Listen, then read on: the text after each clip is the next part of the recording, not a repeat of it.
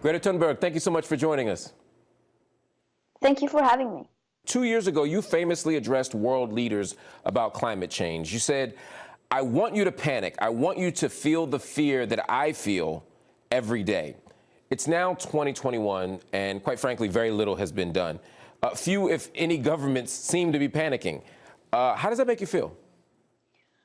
Well, I mean, first of all, when I say I want them to panic, that's of course a metaphor. I don't want them to literally panic. That wouldn't be very useful. But by panic, I mean I want them to act with the urgency and to realize that this is an existential crisis. And they are obviously not doing that. But I hadn't expected that either, so I can't say that I'm disappointed. Because as long as the crisis is not treated as a crisis, as long as we are not communicating this crisis as a crisis, of course, the response will not be a crisis response. What are they not getting? What are world leaders and governments missing?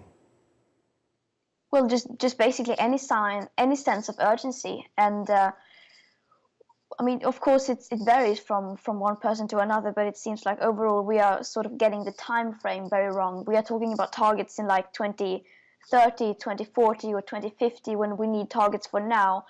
The emissions need to start reducing right now because it's today that the carbon budget is being used up. And just the fact that that sense of time is lacking basically says it all. You talk about awareness being key to affecting more action.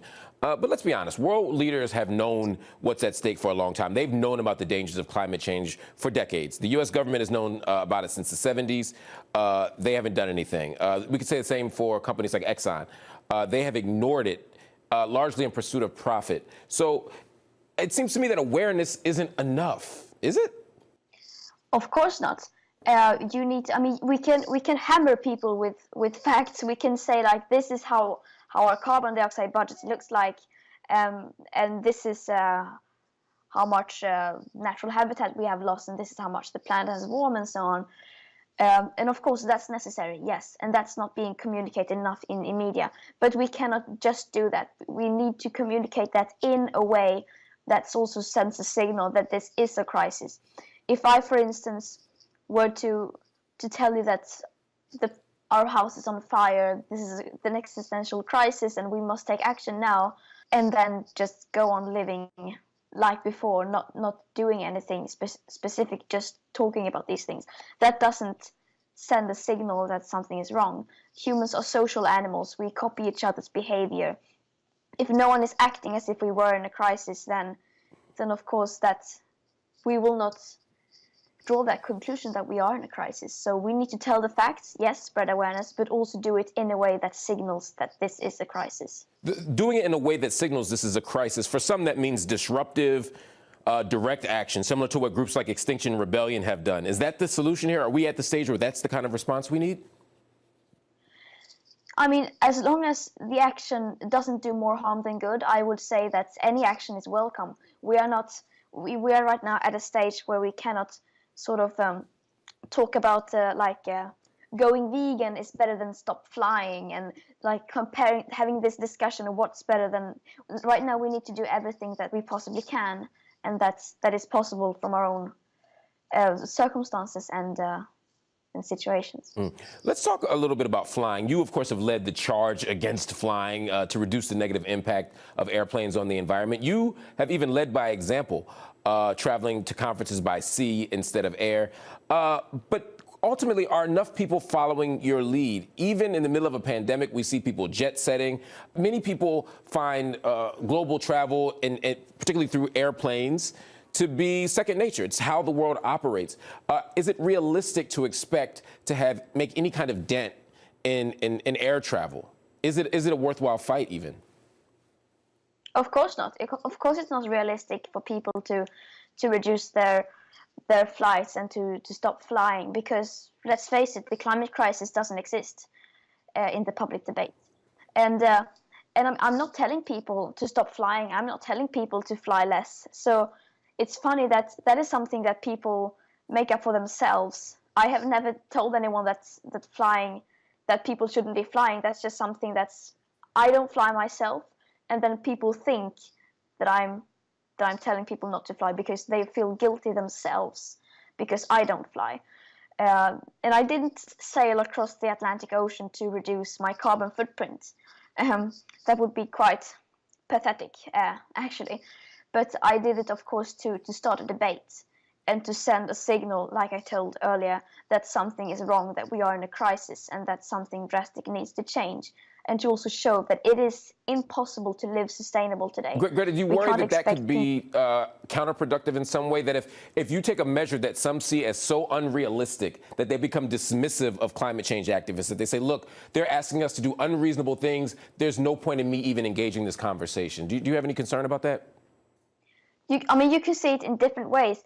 I see my role is to highlight the dissonance between what we are saying and what we are doing, and what needs to be done. And some say that since nothing is happening, this is just so hopeless. But I think it's the opposite. We are right now at a point where it's so clear that nothing is happening. It's so obvious that you cannot deny it anymore. A few years ago, you could say, yeah, but many people are doing something. But right now, the science is so crystal clear, and the picture is getting clearer and clearer that you cannot anymore deny that we are actually ignoring this crisis. And that, I think, is hopeful. So that's what I'm trying to do, to sort of... The gap is widening by the minutes, and what I am doing is try to highlight and visualize that gap. Well, one place where you have certainly been effective is at home. You've influenced your own mother. She was a celebrated opera singer who actually stopped touring because of the flying involved. Most people can't convince their parents of anything. How did you do it, and how can other teenagers follow your lead and really make an impact in their immediate surroundings? Well, I mean, in the beginning, I don't think, well, I know that she didn't do it for the climate's sake, because, I mean, obviously, to be frank, she didn't care about the environment, nor the climate, just like everyone else seems to. But I started caring, and I started to feel bad because I saw everything that was happening, and that made me depressed, that I know many others are also feeling. And then she saw that when she did something to sort of, even if it was just recycling or something, that made me happy. And sort of, they saw that I started to feeling better when they started to do things. And then I was really annoying, I must say. Just keep showing them graphs and like reports, this is how much the impact of aviation is, and this is how much this and that. And then I sort of made her stop flying, and then she saw how happy that made me, and I guess that meant more to her than her career, which is yeah. You mentioned that she saw you depressed. You know, some people throw that word around, but you literally went into a deep depression after being introduced to this issue at the age of 11. You simply couldn't understand how the issue could be so clear, and yet the world didn't seem to care very much about it. You've done lots of work since then. You have literally helped to change the national and international conversation on climate change, and yet there's still so much inaction. There's still so many people who don't care. There's so many people who don't respond the way you'd like. How do you deal with that now at the emotional level? Do you still struggle with depression around this issue? No. I mean, when you start doing things, that's the antidote for depression, because then you don't have time to feel depressed anymore. But I mean, you cannot just allow yourself to feel depressed or to just think about everything negative in the world. You just have to live. I mean, if you are doing everything you can, you just have to live in the moment and realize that, okay, I'm doing everything I can. There's nothing more I can do. And then you just have to be happy. So, yeah, that's what I'm doing. And the media has some kind of, or people have some kind of misconception. They think that I and other teenagers are scared and angry. And at least for me and for the people I know, that's not the case. I mean, we are, because we feel very motivated by the activism. This is what makes us feel, it gives us a meaning in life. And a meaning in life makes you happy. Let's pivot a little bit, because I'd like to talk to you about some of the false, what some call the false solutions around climate change.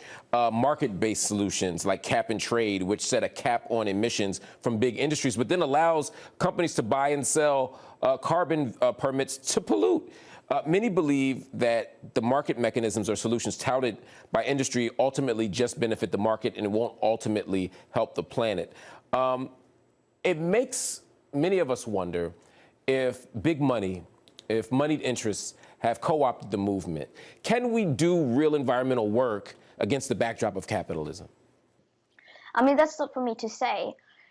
It may be possible. It may not be possible. I think that should not be our main focus. I mean, we are discussing, like, can we have green growth? And we are so obsessed with that conversation. And maybe we can, maybe we cannot. I mean, I don't care, to be honest. I just want a livable planet. But let's at least drill down just a little bit on the question of big money. Have moneyed interests co-opted the movement? That's sort of an objective question that we can look at to decide how to save the planet.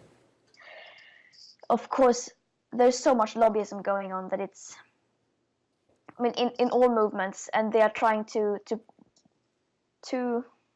profit from this and to sort of greenwash. Greenwashing is a huge problem. So yeah, that is a huge problem. As we all know, it's the industrialized world that has contributed so greatly to the degradation of the environment through decades and decades of unsustainable practices. What do you say to people in the developing world who say, hey, it's our turn to develop in the same ways as these other countries did? I mean, that's true. That's so true. And I have nothing to argue against that. And that just puts even more responsibility to us in this part of the world to actually lead, because we've built our welfare by building infrastructure and by doing so emitting carbon dioxide. And who are we to tell people in developing countries that you cannot have the same, you cannot live as we are doing? The Paris Agreement will never work if the aspect of equity is not at the heart of the way we address this. And is there any danger in by taking that approach that we let developing countries completely off the hook and they engage in practices that are not only unsustainable, but also that compromise the bigger picture goal of reversing course? Of course, there are risks in everything, but we talk about China a lot and India. But I mean, how can we expect countries like that to actually take action if we in this part of the world don't lead the way, which we have actually signed up to do in the Paris Agreement? Negotiations have been taking place for decades, and the Paris Agreement was some kind of compromise to make sure that was like the thing that they came up with, sort of. But of course, that's far from ideal as well. Right. You talk about things that are far from ideal. I think about the global response to you from some of your critics. I mean, your activism has angered some pretty powerful people, world leaders like former U.S. President Trump, Russian President Vladimir Putin, of course, Brazilian President Jair Bolsonaro, who went so far as to even call you a brat. I mean, you've had insults and abuse hurled your way. What does it say to you, though, that fully grown adults who are supposed to be statesmen seem to be threatened by you and resort to personal attacks? It's very fun. It's a great entertainment, I can tell. It's as if they seriously think that would demotivate us. I mean, that just fuels us even more, because that shows that we are having an impact and that we are making change. So that is having the opposite effect. Does it ever hurt, though? I mean, I know sometimes we frame these things as purely political, and we say we don't take them personally, but we're people, right? I mean, is it ever challenging when these powerful people are hurling such vitriol at you? I mean, not really, because I can distance myself from that. But as an autistic person, I don't like when people are telling lies. I want everything to be correct. I cannot lie. So it's quite like sometimes annoying when people spread conspiracy theories, but also that's also very fun.